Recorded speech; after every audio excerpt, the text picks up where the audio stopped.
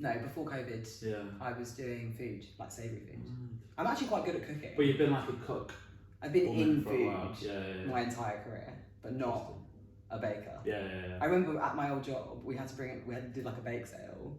I used to work for Waitrose Food Magazine. Oh shit, I think I knew that actually. Yeah. So I bought in baked goods and everyone was like, don't ever bake ever again. Shit. Because there's too much back on it, so. It was just awful. I don't even know what it is. It's just like I'm not very good at following specific instruction. And also baking's hard because it's like a science, isn't it? Like, yes. You can't.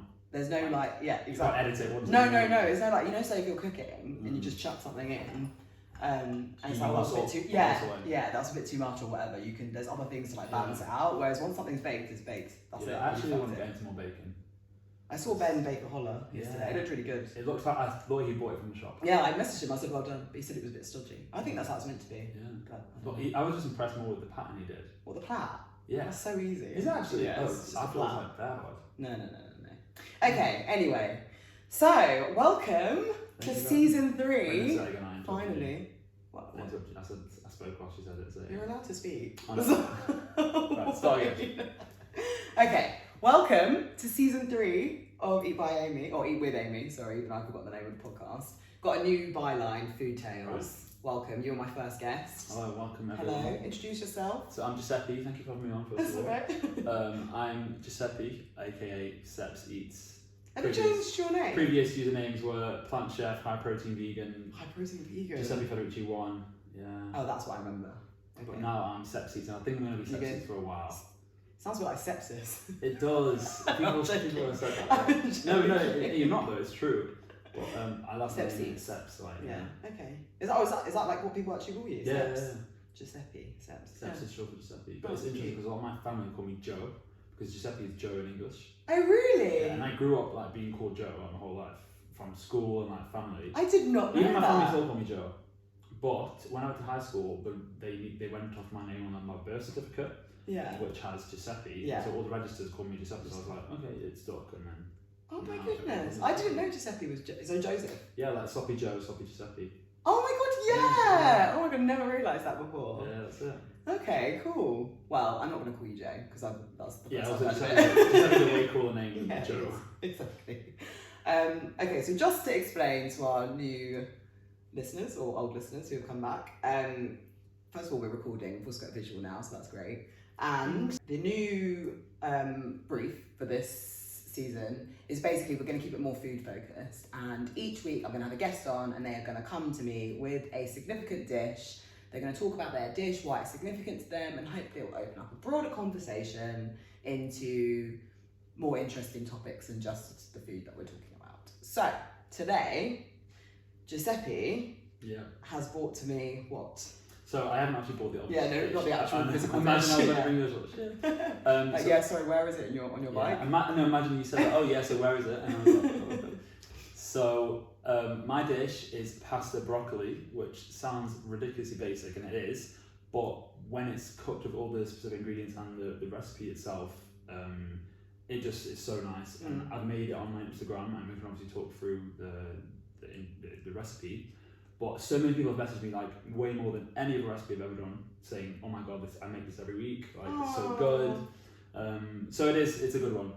Okay, so you have to speak me through, because when you say pasta broccoli to me, I'm thinking like, well, my food brain is thinking a bit more interestingly, but the basics sounds like you're literally just boiling some pasta and then throwing some boiled broccoli in it. No, that's not what it is. So basically, I'll talk you through it, and maybe you can put some overlays. But so it's a traditional like Sicilian dish. My grandparents are from Sicily, so I've made it with my Nonna a lot, and I literally grew up having it all the time. And it's basically boiled broccoli, and you boil it so it's like almost done but not like too soft.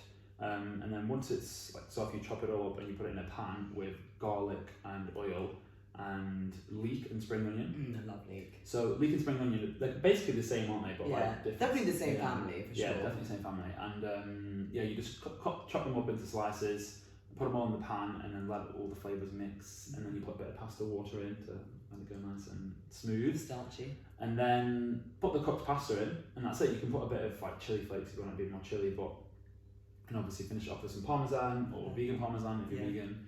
And yeah, it's just so nice. And obviously you've got to season the pasta water enough. Yeah. And the key as well is you don't use spaghetti because it's not like that kind of dish. Mm-mm. You use it more with, do you know like farfalle, which is like the butterfly one? Yeah.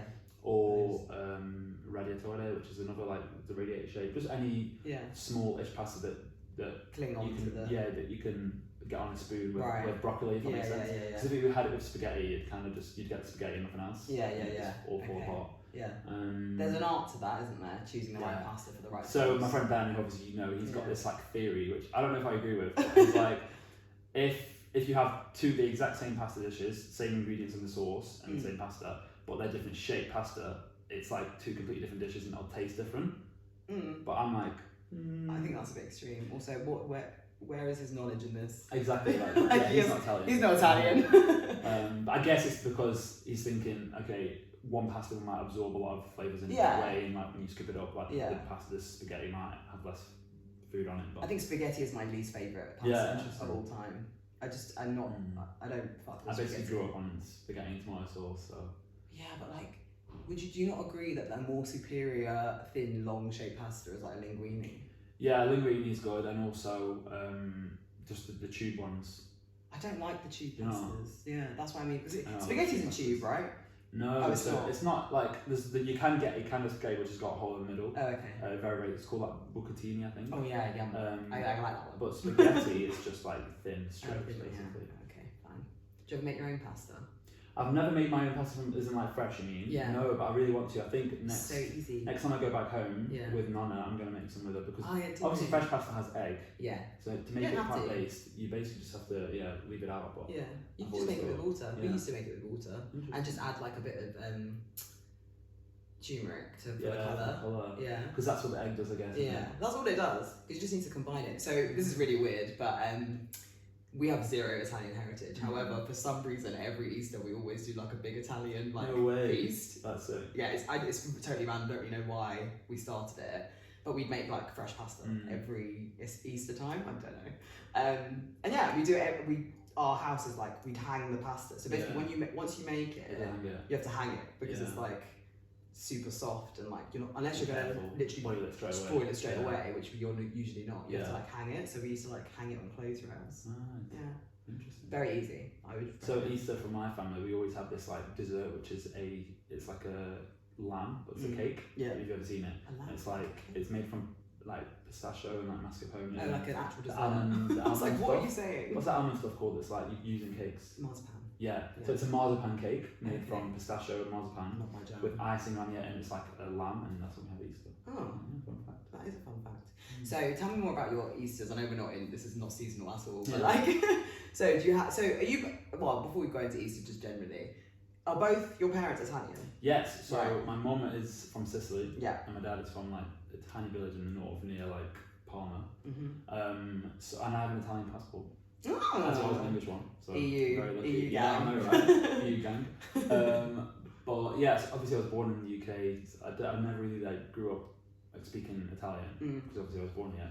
So I can speak a little bit, but not fluent. Even just hearing you talk about pasta, you sound very Italian. So yeah, I mean I make sure to pronounce the pasta right. And obviously when I do the videos with my Nonna, I always like sometimes put on an Italian accent. Like, let's make focaccia instead of like focaccia or something like that. Yeah, so you can't even do it in an English accent. That was still That's Italian. It. Yeah, exactly. It's just natural. But I actually speak better French than I do Italian. Oh, okay. Yeah. But yeah. Yeah, so you've got 2 sets of Italian grandparents then? Yeah, so I've only one set that are alive, but luckily the set that are alive live like 5 minutes around the corner from my family home. Oh, so when I go home, cute. literally, so now I just plan going home to film with Nonna. Oh, I love that. That's obviously to see my family as well. But yeah. The main thing is like film because it cool. just like makes sense. So I film like 3 or 4 in a week. Yeah. And go every day, maybe 1 or 2 a day, whatever. Yeah. And then just plan them out. So like right now I'm sitting on like 4 videos I've not posted. That's good. I can maybe give you a sneak. The thing is, by the time that I get this out, well, if you're watching this now, it's probably already out. But the next video that's not out yet is a pear cake. Oh, yum! I know, and it's made. So yeah, baking. Yeah, baking. Appropriate. And it's made with trees from my Nonna's garden. Sorry, trees. I was like, pears from my Nonna's pear tree in her garden. So I made them both go out into the garden like with their jackets on. Sorry, how old are your grandparents?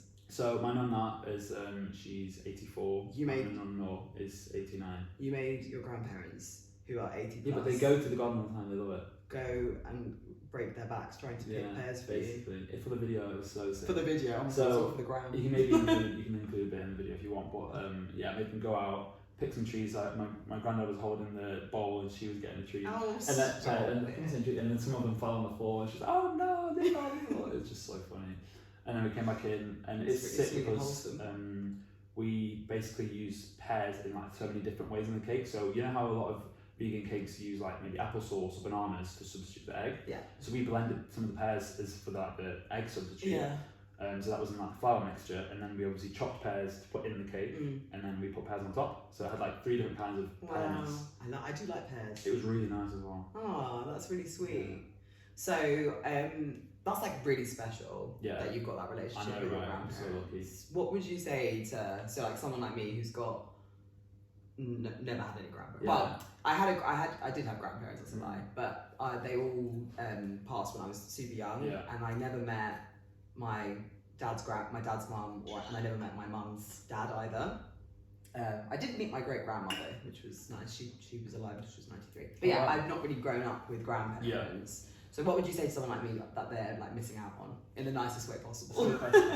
I would say just stories. Yeah. Like I love just asking my grandparents about their life. Yeah. And like how they got married, like how did they meet, and like what the world was like. Yeah. And then just little things like my granddad taught me some like from magic tricks growing up and just things like that. So they've been married for 64 years this year. It's just gone, and that's obviously next year 65. And on their 60th wedding anniversary, we obviously had a big family party. I've got a huge family.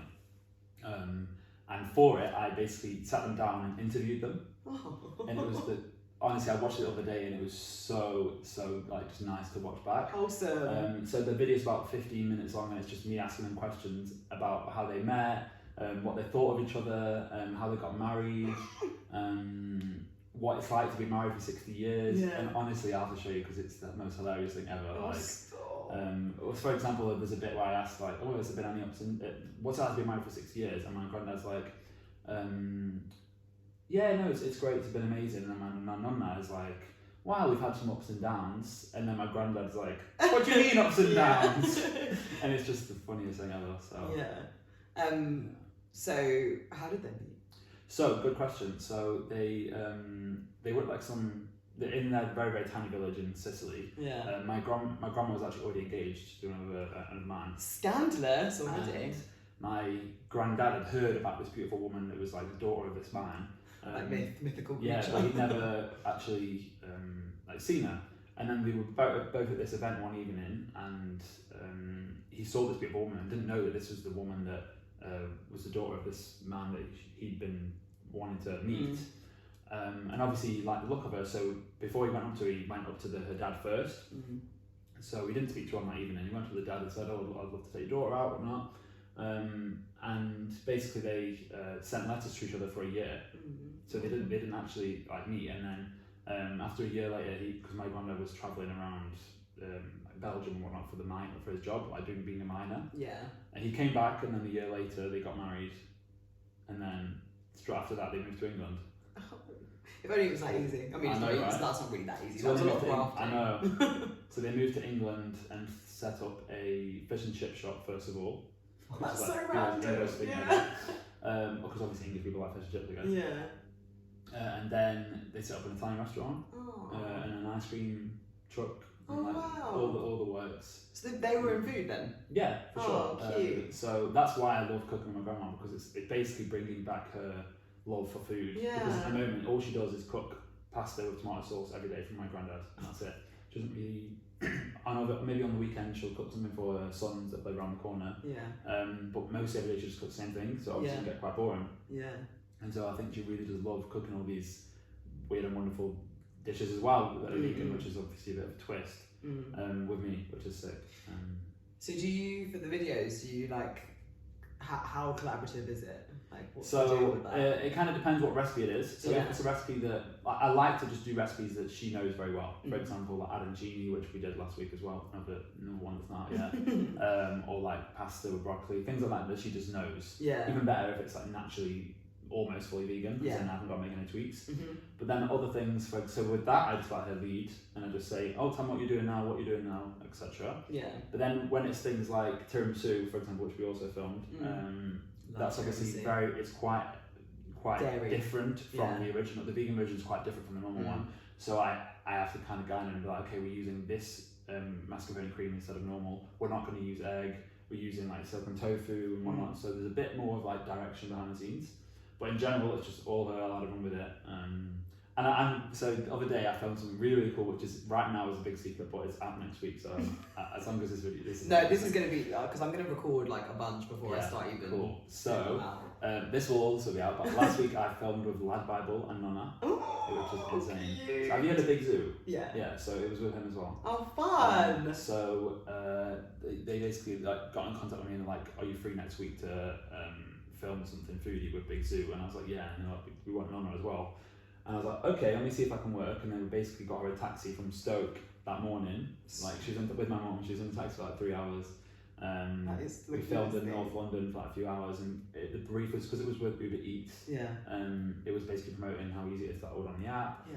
And so my nonna had to basically show him how to make a perfect Italian coffee in like one of the like mocha pot things. And then order a pizza on the app. We had to choose which pizza we wanted. And then she also had to pick an outfit for him and like tell him what to wear and tell him that to put the shoelaces in and stuff. It was obviously very like staged, but it was just so funny. So I haven't actually seen the final video yet, but I can't wait to see it. See, it's not really, you're really not the star. No, but it's so funny. So there's one bit towards the end where Big Zoo brings in these like pizzas from Uber Eats, and in one of the boxes is like a pizza that's quite cold. It's been there and it's all been mashed around. But there's like fake lights in it so that when it opens on the camera, it looks like it's shining on our face, and we have to pretend it's like, oh my god, it's amazing. So we just briefly mentioned that to like Nonna and say, okay, so when we open the box, we've got to say, wow. And basically, because this pizza had been like mashed around, it was actually squashed like a calzone basically. When we opened it, all the cameras were rolling, and me and Big Z were like, wow, and then she was like, no, that's not very good. And the whole production team was pissed themselves. And I was like so embarrassed. I was like, oh my god. So we just did another take. And they're like, no, listen, you have to pretend it's nice. And then so after we did it, and she's like, oh, mamma mia, so nice. So yeah, she needed a bit of direction, but honestly, I can't wait to do more stuff like that with her. Yeah. Obviously, at the moment, I've only done reels. Yeah. But I really want to start doing more longer form content, like YouTube, for example, because like it's really hard to cut down all the stuff and the funny things that she says in like a 60-second video. But obviously that's kind of the limit for reels. So when I open myself up to long form, people can just get to know so much more of her. Yeah, of course. So yeah, that's definitely on my list for next plans. I love that. It's so nice that you get to like have that relationship with her. For sure. And like, do you feel like you're closer with her now than? Definitely. I mean, I've never really been like, I've been closer with her, not super close, because she doesn't really speak very good English. Okay. So I've always been like, hi Nonna, how are you? And what are we having for dinner today? That sort of stuff. Yeah. But now we've got this like relationship. It's just great. And like my sister comes along, my mum comes along. And they're a massive help when it comes to just like helping with all the prep and whatnot. So it's actually a really nice family event. It's like, oh, when are we going to go? It's cute. It's giving her a new lease of life as well. Yeah, and also like Nonna actually loves it as well. So and like there's bits where he's like playing the piano in the background, and he comes in and says like funny stuff in the background and whatnot. So yeah, I'm really grateful for sure. That's really sweet. Sorry, I'm just checking my little cues to see what else. I've also got some cool news we can talk about events I'm doing next year with Nonna, so we can talk about that. Oh yeah. I actually just love that she's like. I know. So my dream job would be to basically like, not dream job, but my dream ambition would be to just like, I don't know, give her something really cool, give her loads of money, or like take her, I don't know, obviously she's 84, so I've got to be quite quick. But, sorry, that's so morbid. I need to do it now. I do. So some of the, I'm planning some really cool events next year. Tell me about the events. So I'm doing basically, it's been on my mind for ages, and I was going to do it at the end of this year, but never worked out. Yeah. It's basically going to be like a Nonna pop-up. So I'm excited like a foodie pop-up, and I've actually been really lucky, so I'm doing some with Soho House in January. So I'm doing 3 events. So the first one's going to be like a launch event with this like radio guy that's like interviews me around a big table, and it's like a supper club. So there's like people are sitting around this big table. Yeah. And then so that's only like 30 or so people. Yeah. And then the weekend after on a Saturday, it's going to be like the main pop up where there's like a few hundred people at these like cool like studio space in Shoreditch. And people will just like coming throughout the day, and Nonna will be there, and people can like chat, and it's just like one dish. I'm thinking it'll either be pasta with like vegan meatballs or pasta broccoli, or maybe a choice. I'm not sure. Yeah. But something that's quite easy to make in bulk and give out in like little bamboo boxes or whatever. Exactly.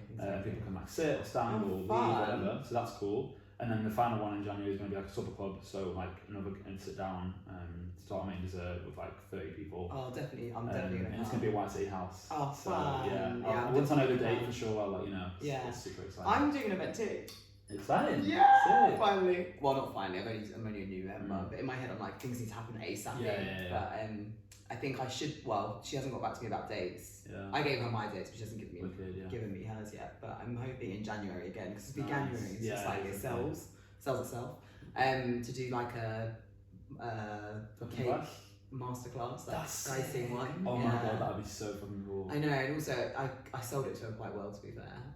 You know that new trend now? It's not really a new trend, but like people are doing it more. Where they write like funny slogans on the cakes. But like sarcastic. Yeah, like too old for Leonardo DiCaprio. Yeah. That kind of vibe. So that's what I'm doing. That's really freaking cool. Yeah. Is it going to be at Shoreditch? No, 180. Nice. Yeah, 180 is sick for. They'll probably be in the same room that mine's going to be in.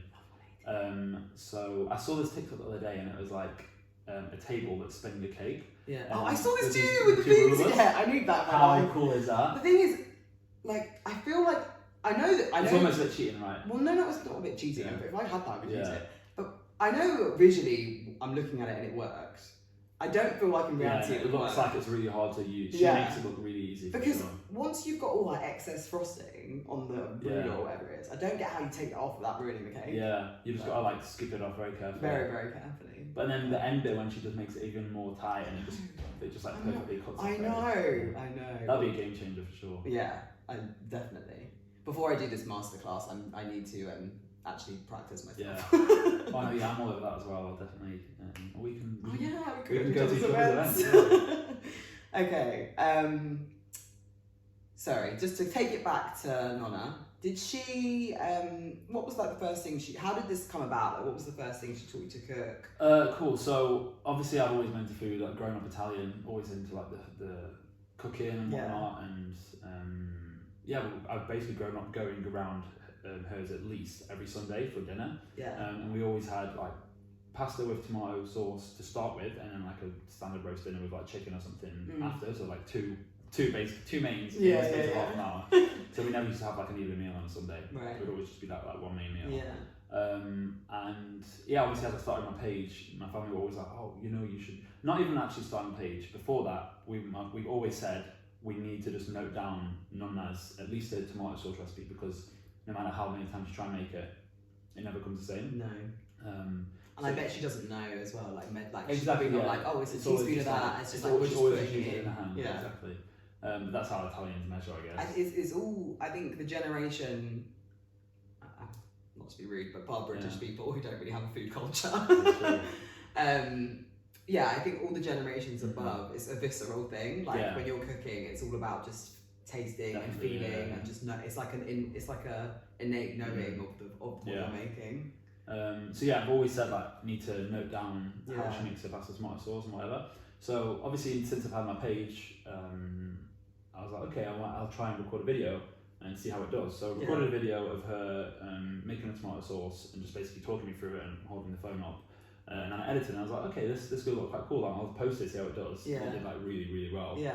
And then that wasn't even a reel. I posted it because she spoke so much. I did it as like a 2-minute video. So I was like, okay, see how this does. And it did well. And then I started posting them again as reels, and they did like insanely better, like from hundreds of thousands of views to like millions. Yeah. I was like, okay, this is something cool. So then I was like, okay, let's do another one. Did you have to convince her to be on camera, or was she like? No, she loves it. Like, yeah, she loves it. A lot of the time, she doesn't really even notice it. I'm just holding the phone, and then she's talking to me. Like, she's always talking to me. Yeah. And as well, because like she can't really see it's just a phone. Yeah. Now I've started to film my own recipes. I've started to film with the front camera because the iPhone 14, the new camera's like sick. Not plugging an Apple in. I know, right? So the next time I shoot with her, when we do the beginning bits where we're like together, I'll do it the other way, and she'll be able to see a lot more, and I think she'll understand it a bit better. Yeah. But yeah, no, she loves it. I'm also working on a Nonna cookbook, which is crazy. How exciting! They take like a long time, so I'm over a year away. Yeah. But I mean, yeah, it's very exciting. That is exciting. So what did you pitch to a publisher? Yeah, so I'm in that process right now. Okay, so cool. I can't really say too much. Yeah, no, let me not. But you can. It's exciting news. It is exciting. Gosh, Nonna is like. I know. I also want to do like Nonna aprons and all that. Yeah, get the merch in. Yeah, that's it. Because people just love to support it, and obviously it's a good way to like promote the brand and people to support Nonna as well. Yeah, it's going to be Nonna Eats, not Sepsi. That's it. I mean, I've thought about doing it different ways. So I can either get her, because she actually makes her own aprons, like from like tablecloths or random material. But to get her make quite a lot for the demand is probably going to be quite difficult, unless I sold them like £100 each. I know, and also the fact that she's 84. Yeah, so I think the more logical solution is just to get like an ethical like merch provider and just like put a branding on, but I need to like sort out like a logo and like because she says sometimes funny things like that's nice or whatever. Yeah. So maybe something like that. I don't know. That's cute. Yeah. Love that. You can have like not bakeware, but like kitchenware. Exactly. Normal kitchenware. Wooden spoons, hats. Olive oil is what I would love to do because she like loves olive oil. That's a big process. That'll take you a while to get onto doing that. So okay, a few more little bits and bobs to do with Nonna. Do you have like a favourite memory of her that you know? Good question. When you think of Nonna, what do you think of? I just think of every Sunday pasta with tomato sauce. Yeah, or the pasta broccoli like I mentioned earlier. Was she, because obviously she's of an older generation, was she, did she understand your choice to go plant-based? No, not at all. They still don't really understand it. Oh, really? But like she knows what it is. Obviously all the recipes I make with her are plant-based. Yeah. At first it was like, oh, just have a bit of this cheese on, or like she'd make us something and she didn't realise that there was like meat in it or something. Oh my bad. Just a little bit. But as time has gone on, she understood it more, and she makes a lot of plant-based dishes herself. To be honest, like minestrone soup, she makes that a lot. Pasta tomato sauce. It's just like the Parmesan cheese that they love, the pecorino, which is like a even saltier version of Parmesan cheese. And obviously they love their like ricotta and all that. But yeah, they definitely understand it more, and because as well, it's not just me; it's my mum and dad and sister. We're all vegan. Yeah, so we're all vegan. I didn't know that. Your whole family? Is that all of you? Yeah. Oh my so gosh. The four. Well, that makes things easy. Yeah, definitely. What? Why are you all vegan? Yeah, so it basically started because of me. But so my it's dad all up to me. So my dad had colon cancer. Oh yes. Which obviously was a massive shock because we're all really healthy. Sorry, I'm saying oh yes because you told me this recently, not because I'm like oh yeah cool, fine. So my dad had colon cancer, and then I started to do loads of research. Was like, what? This is like mental. And basically all the research I did, whether it was like books or documentaries, and not just like shitty like vegan propaganda books, but like actual like proper studies and whatnot, and everything pointed back to like processed meat and red meat basically highly like increasing your risk of colon cancer. And then I found out that like the World Health Organization like classifies these products as carcinogens. So like red meat is a class 2 and processed meat is a class 1. Which is the same as cigarettes, which is crazy because there's no like on cigarettes there's like a warning to say this causes cancer, but on bacon and sausages and salami it's just like 50p a pack, and it's like so easy and so accessible. So it came to a real shock. Luckily he managed to recover. He went plant-based throughout his treatment because he actually had chemo and refused it like twice because he just couldn't stand it. And then he went plant-based, felt better, and then he got like a 6-month remission, like, and then a year remission, and now he's like gone way past his 5-year remission. Still plant-based and like feels amazing. So that was the main reason. For health reasons, I basically did it first, me and my sister, and then after a few months of showing my mum and dad all this like research, I remember we'd be on like road trips and I would just be reading out loud like copies of this book. It was called How Not to Die, which is one of the main ones I really, really recommend. And eventually I remember once we got a text from my dad because he was still eating bacon whilst he had this colon cancer. So I was like, this is ridiculous. And then one day we got a text in the family group chat and I was like, I think my bacon craving's wearing off. And me and my sister were like, oh my god, yes. So that was that's probably a key moment. Yeah. And then ever since then it's just we've all just stuck at it. Yeah. Obviously we've had a lot of shit from like family, friends, Yeah. like family. Yeah.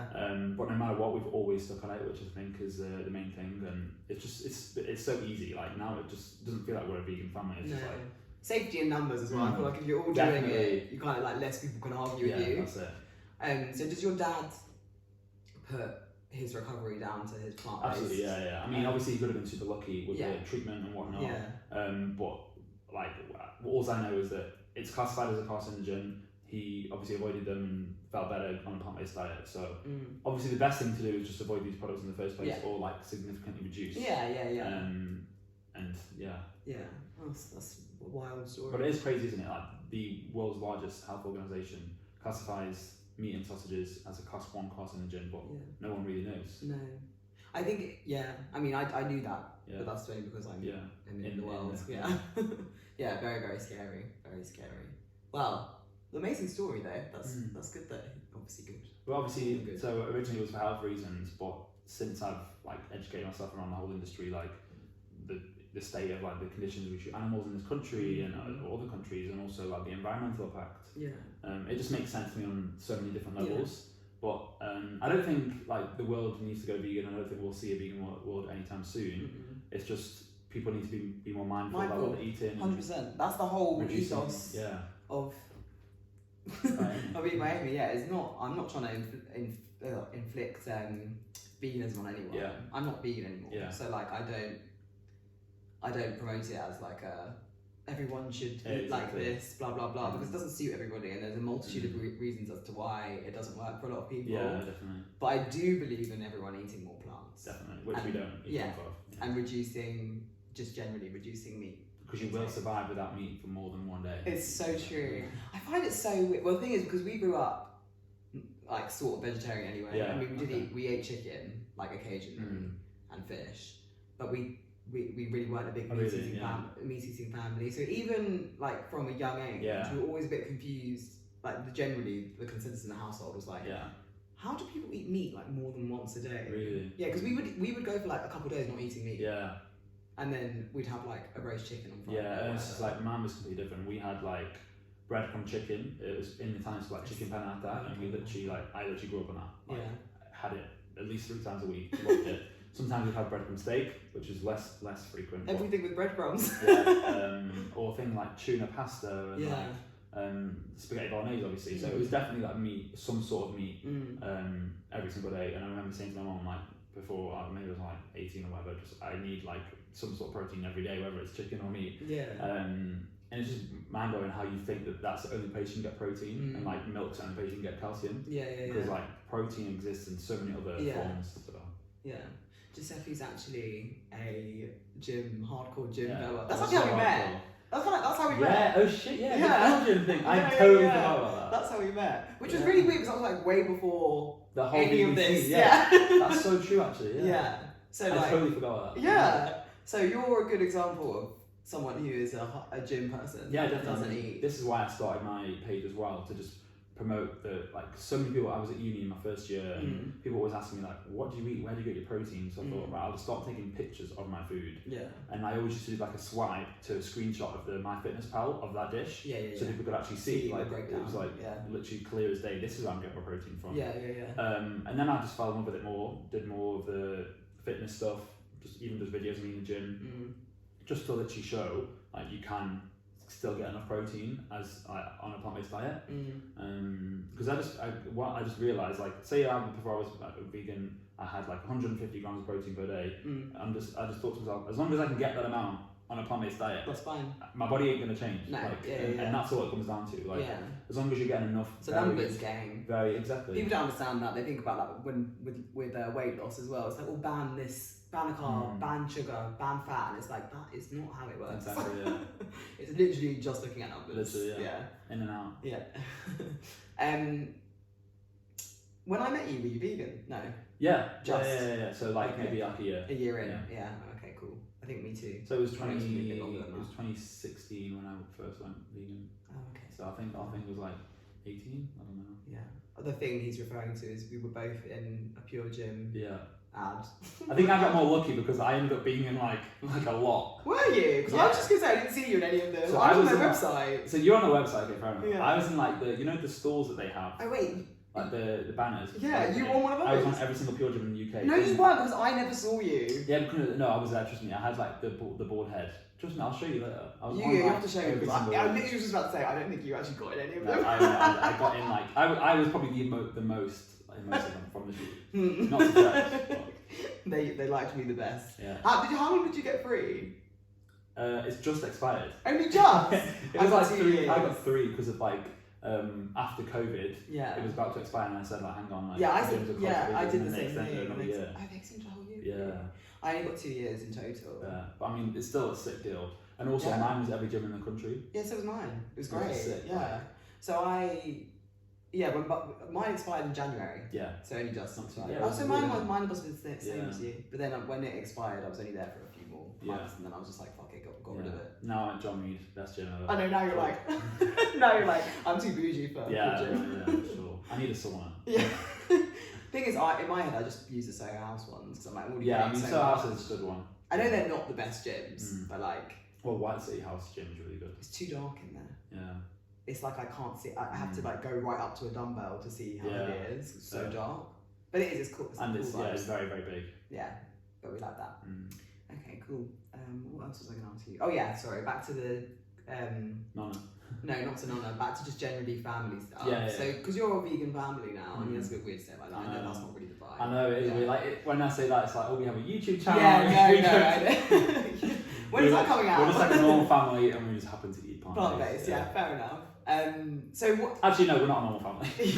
no, I feel like anyone that says I'm a normal family aren't a normal family. What do you? So, does the Sunday dinner still happen when you get home? So my dad likes to make a seitan roast. Oh, really? But he adds it. He puts it like with beans and stuff, so it's not like too seitan-y. I'm not sure about. But it comes out different every time, so it's like. But no, yeah, even if it's just like loads of different like veggies, and like maybe have like a vegan roast meat from like a store or something. But yeah, no, my family love to cook. Like we go big as well. Oh, I love that. Especially at Christmas. Yeah. Like, we get like 3 different kinds of like vegan main, whether it's like a tofurkey or like a nut roast, and like a vegan chicken. Like bloody hell. See, I'm not a big vegan substitute meat person. I like vegetables. Veggies, yeah. No, I love veggies as well, and I can happily eat. I love salads as well. I feel like people just don't know how to make good salads. No. It's all in the dressing as well. Exactly. But like a good dressing can make any vegetable just go from 0 to 100. Amen. But what was I saying? But yeah, no, I tend to stay away from meat alternatives as well, just because they're not very healthy. It's still processed. But I love like tofu and tempeh. Yeah, tempeh. I don't really class them as meat alternatives because they're less processed. Yes, and they're also. It's like a ferment. It's a like they're really healthy as well. So it feels healthier. Yeah. All right. So. Well, having said that, the meat alternatives do have. But just so you know. Having said they do have a place. Yeah. Like if you're gonna eat a burger and a vegan burger, like they're probably both just as healthy as each other, and obviously the vegan one's probably a little bit better because it's like environmentally you use a lot less resources. Yeah. For sure. So yeah, they definitely have their place. I agree. I just think everything in moderation, you know, like don't eat the same way you wouldn't eat bacon every day. Hopefully, don't eat like don't eat meat replacements every single day. It's not that difficult. Easy. Right. So last thing I want to know, round it off nicely, is what is a life lesson that Nonna has taught you? Wow, good question. Probably that like food is the best way to just build community and. Love this answer. And just like food is the best way to express love. Yeah. And bring people together. Because like that's all my Nonna has ever done. Yeah. She's always put people first through food. So love that. That's my answer. That's cute. Nonna is gonna be a star. I want to make her famous. Oh, She already is famous. She I want to make her like rich and famous. Yeah. She's having like a new lease of life. This is great for her. I'm happy for you. Thank you. I'm happy for Nonna as well. She loves it. Yeah. Yeah. 2023. Lots more Nonna content to come. Love that. Love that. She needs her own Instagram page. Well, I was thought about it. So I started one. Yeah. And then after a few conversations with my management and like just me realizing, I thought I don't want to somewhere for people to go that they just consume Nonna content because I want to like be part of the brand as well. So I came up with a happy medium. So I've not actually announced it yet, but I've made like a whole guide on my Instagram of just the Nonna videos. So you can swipe and you can click on the guide of just the Nonna videos. Oh, okay. So yeah, but maybe if she gets a TV job without me, then she can have her own Instagram. Imagine. I'd love to do like a Netflix show You and Nonna. of me and Nonna go around Italy, like Stanley Tucci. Oh like, yeah, that would be That's absolute so goals. Oh my gosh, yes. Yeah. Manifest that for you. I will, hopefully. Yeah. Fingers crossed. It all to come, hopefully. Yeah. But yeah. Thank you for chatting to me. Thank you so much. About pasta and Nonna. I love it. I'm gonna, as soon as you leave, I'm gonna like go on your Instagram and like watch them all. Yeah. Do you have anything you want to plug or? Just follow me, Seps Eats, and obviously check out all my Nonna videos. I always keep like 3 Nonna videos pinned at the top of my page. If they're new, I'll just like reshare them. But yeah, stay tuned as well. If you are London based, I'm hopefully going to be doing a lot of exciting events next year. So stay tuned for that. And thank you for having me on. That's all right. Anytime. Yay.